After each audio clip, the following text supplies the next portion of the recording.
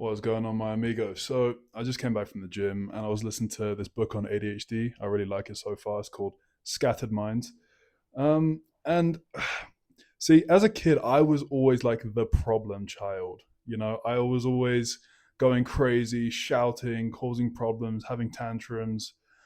And I have a younger brother who's right now he's 7 years old because my parents divorced. My dad had another kid, and I really kind of relate to him because he's kind of the same. He's a little nightmare. He's such a bad kid, right? He swears, he spits sometimes. He'll slap my dad, he'll slap his mom, he'll, you know what I mean, be rude in public.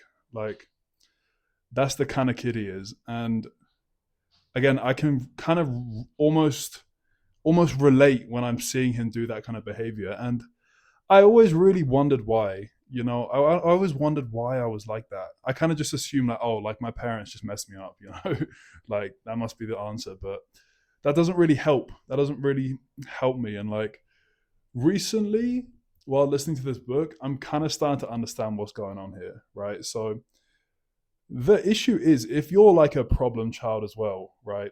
This book's about ADD, attention deficit disorder, which is breaking a lot of the stereotypes that I had of, all these like Instagram girls like, oh, I have ADHD, so I can fuck around and just do whatever, like these kind of people. I don't really relate to any of that stuff, but now that I'm reading this book and actually understanding the scientific explanations of what's going on, it's starting to make a lot more sense, right? So, I mean, let's see if you can relate to this as well. So, what I'm understanding is just like in those moods when I was acting out being the bad kid and just being super annoying and stuff, really all I was trying to do was get some attention from my parents. And that might sound obvious, right? It's attention seeking behavior. But like that feeling of wanting attention, it still comes up in my adult life. And that's what makes it so difficult to try and function as like a normal human being in society. Because that when that feeling comes up, I don't want to work. I don't want to be kind and social. I don't want to be nice to other people around me. All that I really want to do is be a dickhead. Like, cause arguments, like be kind of rude, be kind of cold to get a reaction out of someone else to start getting attention again. You know what I mean? And if you're kind of struggling with that same thing, you're just going through your day to day and suddenly you just feel like this weird negative emotion of almost like kind of collapsing in on yourself a little bit, and then you're just a bit of a dick to the people around you. You don't really know why. You're trying to be more positive, you're trying to be a kinder person, or maybe you're not. Maybe you're not even aware of this, right? um, and it's just leading to problems in your relationships, problems with your relationships with your family. This might be why, because again, I just see it going around. And like I think it's even harder with stuff like social media, because like on Instagram, for example, you see all these jacked bodybuilders and these models and stuff. Everyone's getting attention, they're getting so many likes. So it's like I feel like that part of me gets pulled in to like this social media status game where it's like, oh, I want attention. Like, oh, where can I get it? Oh, on Instagram. Oh, on social media. Okay, maybe if I go to the gym and post like shirtless photos, I'll get attention, right? And it still doesn't fill that void. It doesn't get rid of that like pain. And I do a lot of meditation, so I know what it feels like to be calm, peaceful, joyful, regulated. It's so much nicer. It's honestly so much nicer. I wish I could just stay in that state all the time, but something just keeps on pulling me out, dude. And it's just like it's almost just on like a daily cycle. It's just like at some point it's like, oh, I just want something, you know.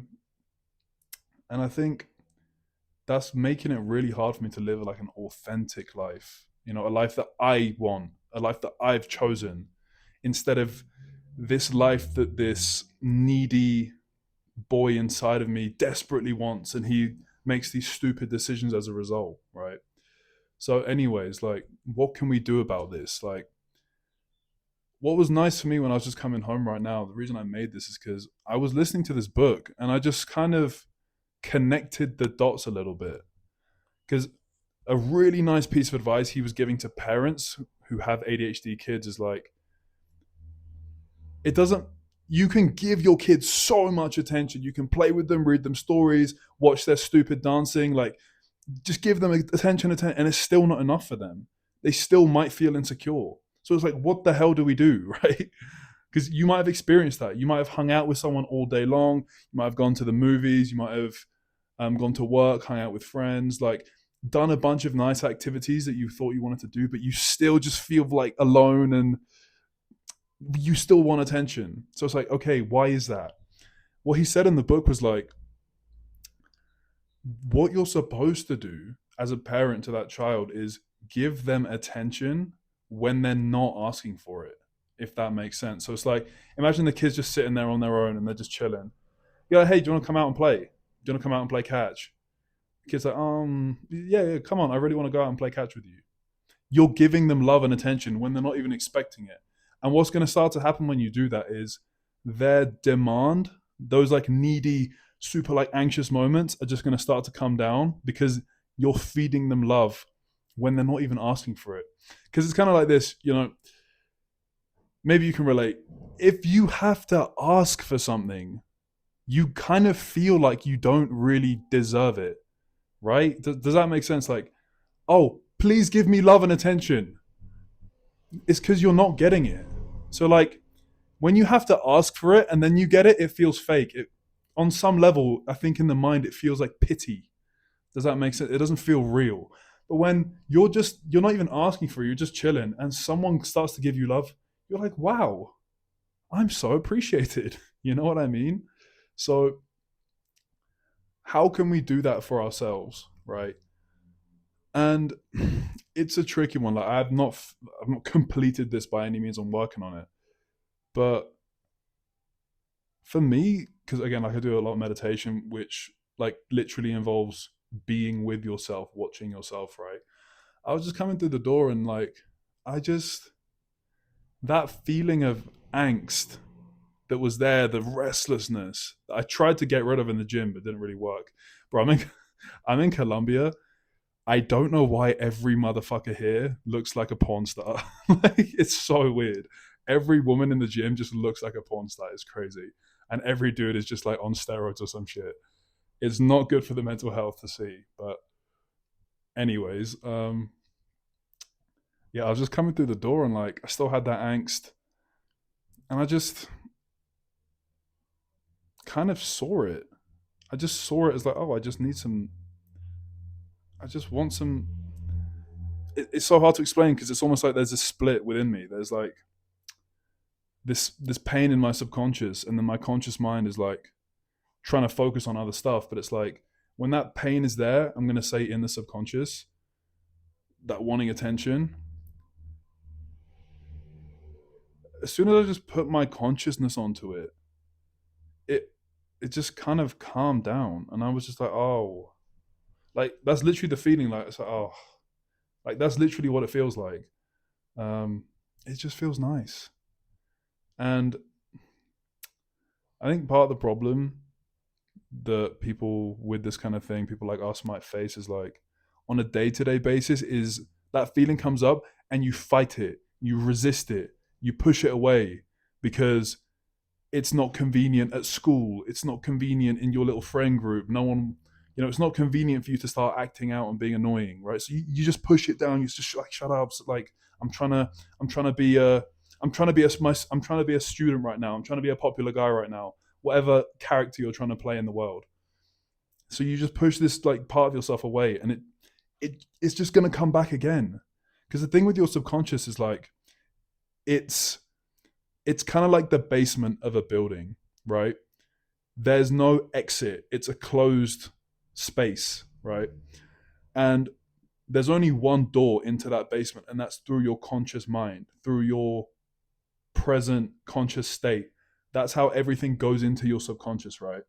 The thing is, if you keep stuffing shit down into there, your anger, your pain, your loneliness, your attention seeking, like if you stuff all of it down into there, it is gonna need to come out at some point. These impurities are gonna need to come out of your system. And the only way they can come out is back through your conscious. So if you're gonna just stuff it down, it's gonna start trying to come up over and over again. And if you keep ignoring it, it's gonna hurt.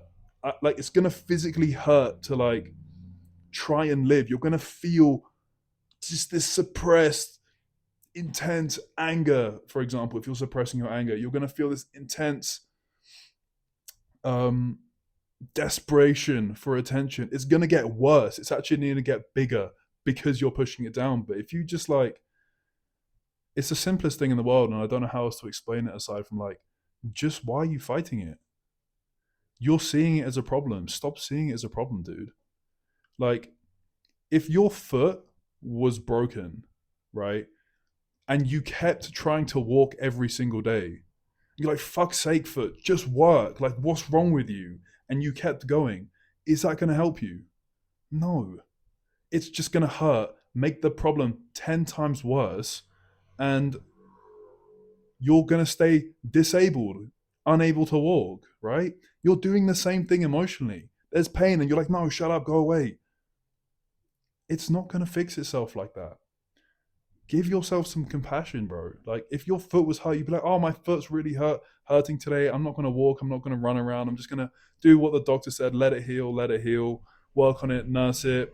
Okay, now it's healed a bit. Let me do some rehab. Let me build up some strength. You're going to take care of it as it needs to be taken care of because it is part of you.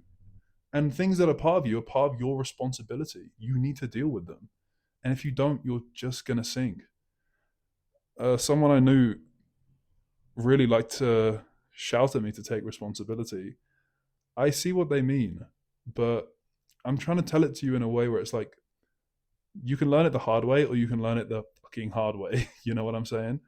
I'd like for you to learn it the hard way, which is just put some effort in to accept yourself.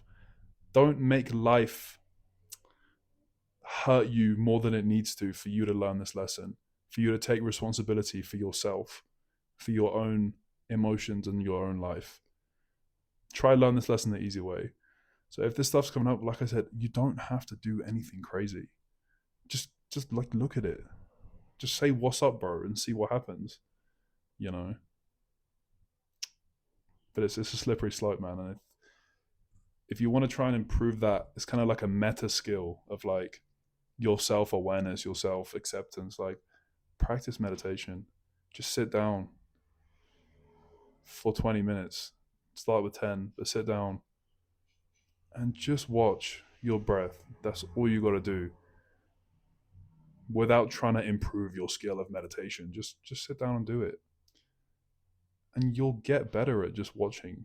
I promise you that. So yeah, dude, give it a shot. I'll see you in a bit.